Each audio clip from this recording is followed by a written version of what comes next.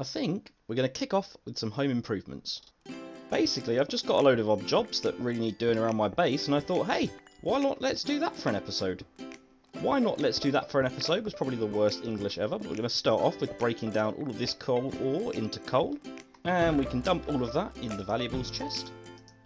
Also, before starting this episode, I've laid out all of my copper in order to let it oxidise, of which I have an absolute mountain.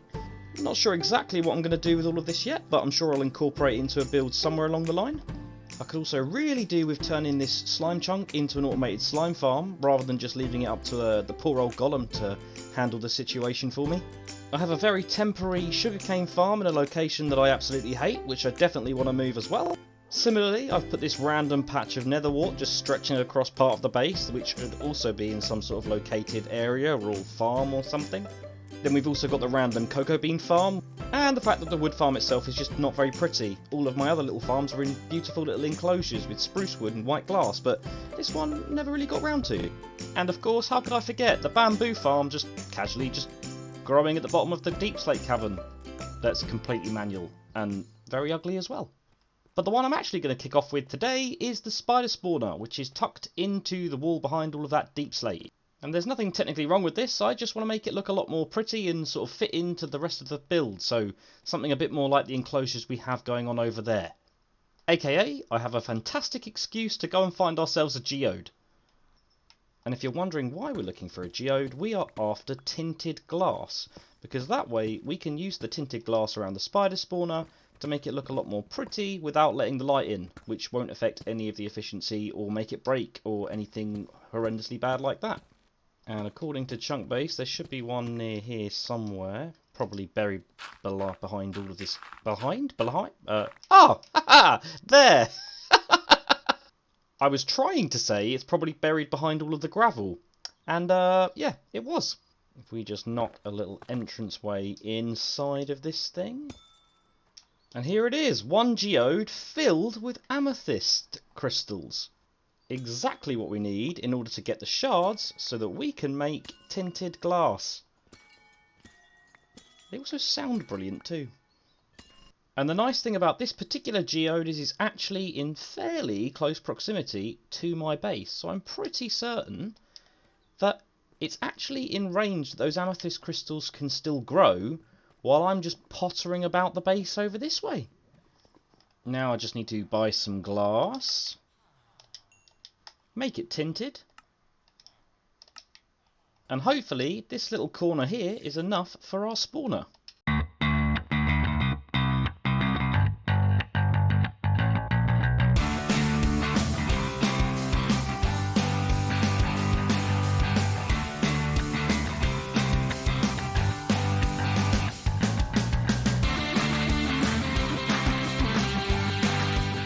In case you didn't spot it in the time-lapse, it would appear that our pranks from last episode have not gone unnoticed, and that our base is now completely covered in snow! So, I guess we should clear up before we start doing anything else. Which means killing off these guys. I think there's two of them from what I've spotted. Yeah, there's the other one. There we go. And now we've just got to clear up all the snow. This is actually far more time-consuming than I originally expected. And that reminds me, on the note of pranks, last episode, we stole this. And we still haven't put it down anywhere yet. And I think I've got just the right place for it if we head on this way. See, I've been trying to come up with a use for this hole behind here. And finally, it looks like I might have one. So I think we should start off by trying to extend this nice little swirling staircase that we've got going on. And I quite like that they're sort of like this sort of size, so sort of just drop down and start building this up, I guess.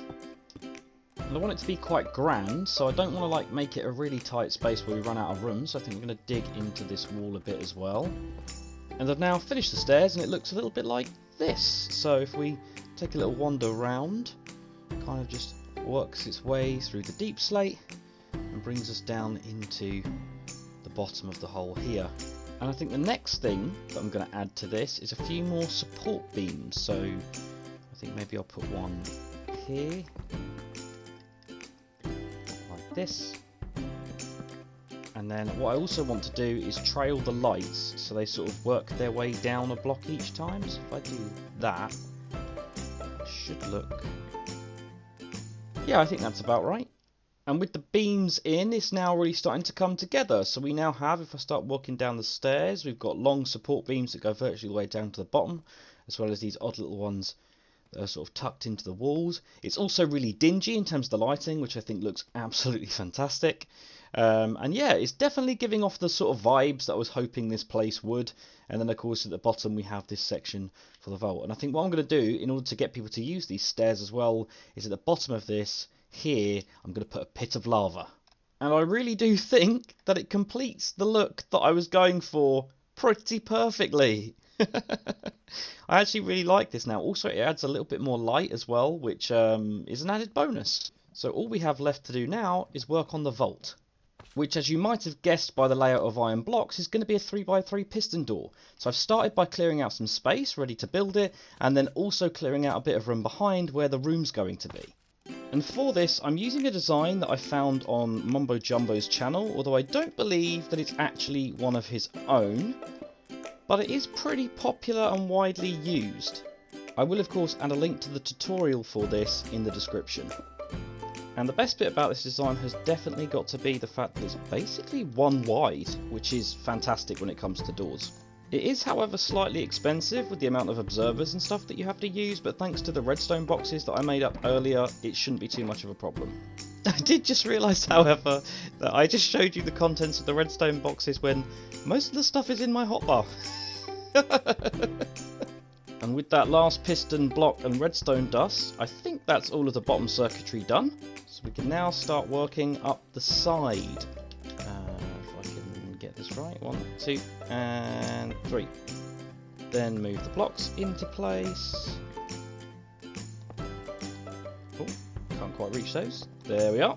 And I have definitely run out of space, and now I need to try and work my way further up towards the top so I can reach everything.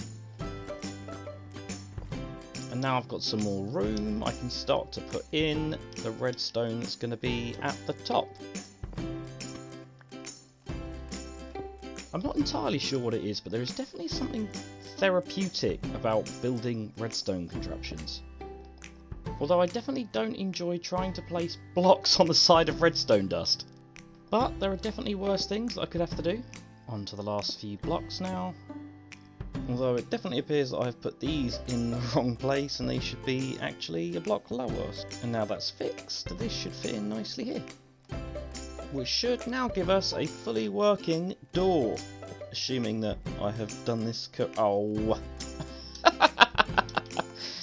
Assuming that I've done this correctly. Moment of truth, does the door work? Hey! Uh-oh. Okay, something's definitely not quite right. But luckily, it's nothing that couldn't be fixed quite easily. I just missed one redstone dot on a block somewhere up there. Which means I can start filling everything around the door in.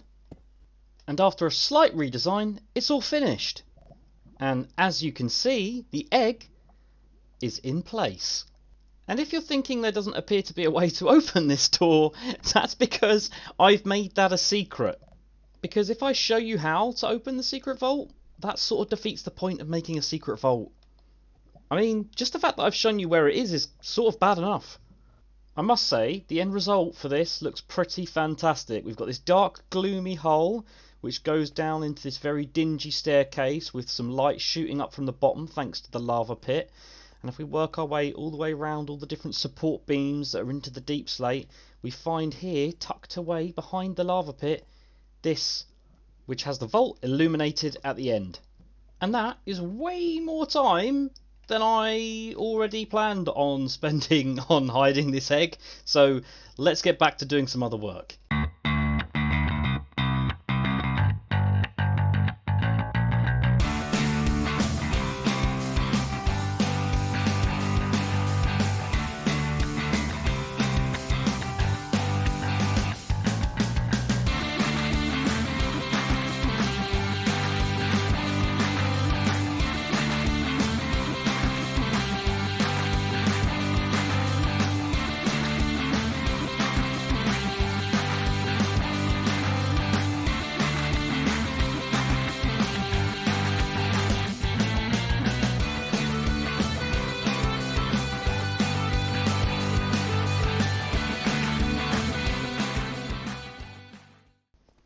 now that I've finished working on the tree farm, I have to say this is looking so much better.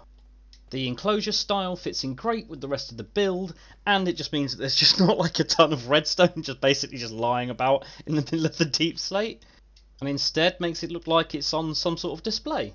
And the inside is looking really tidy as well. If we just pop through this door here, we've got deep slate tile, which is our new floor, which I think looks really smart, especially considering that you've got the deep slate and moss out there, which seems far more natural. This looks a little bit more, I don't know, maybe industrial, not quite sure, but it's definitely something. And then we've got obviously the huge wooden like pillars that go up to the mossy ceiling with all the vines hanging down, and everything's just a bit more tucked away and clean. And just feels a lot nicer. We interrupt this broadcast to bring you a very important question.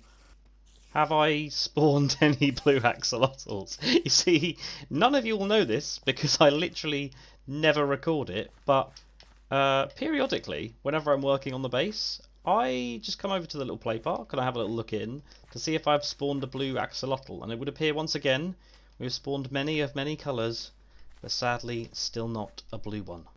So being that I'm very clearly happy procrastinating right now and just do not want to work anymore on the base, I think maybe we'll go and check out the shopping district, see what's going on, maybe check out if I've made any sales. Here we are. Now I just stand in the portal and wait for a while. While that's better. And everything appears to be looking pretty similar, except for what looks to be a new build over here on the right. Oh, we've got a chessboard as well. What? Wait, hold on. Where did that come from? Okay. There have definitely been major changes. I take that back. Okay, let's start where let's start where we started, which is with this rather lovely looking temple. Question is, what actually is it? There's just empty chest and the fire. Not sure what it's for. Next to that we also appear to have what looks like a very large checkers board, which is cool. And then I'm guessing that this is like a viewing platform. Yeah, that makes sense. And that just leaves this giant building here, which I already know what it is, I just didn't realise it had quite gone up so quickly. This, if I'm right, is the library, which, if I'm correct, Yellow was aiming to have up and built in like week 1, and if I'm right, it's modelled off of a mosque, but it's definitely taken him a lot longer than that. And if we come in here, we should have lots and lots of, yeah, look at this, just about every type of book you could ever want, and also a zombie in the wall? Is that meant to be there? And then of course just out the front of the library we appear to have this rather lovely market going on, and that definitely appears to be all of the new stuff now, just making sure I haven't missed anything else. Nope, so let's go and check on if we have got any sales. Can I stick the landing? Oh, no. Attempt number 2! Okay, fingers crossed. Have we made some diamonds? Jungle. Yeah, it's always unpopular. You see, I wasn't holding out much hope. Maybe see, but I'm going to go with the oak and spruce. So birch? No, yeah. Okay. Spruce. Yay! 2 diamonds. That's what we like to see. And oak? No. Wow. All of this. This beautiful shop has been up for weeks. Weeks! And I've made 2 diamonds.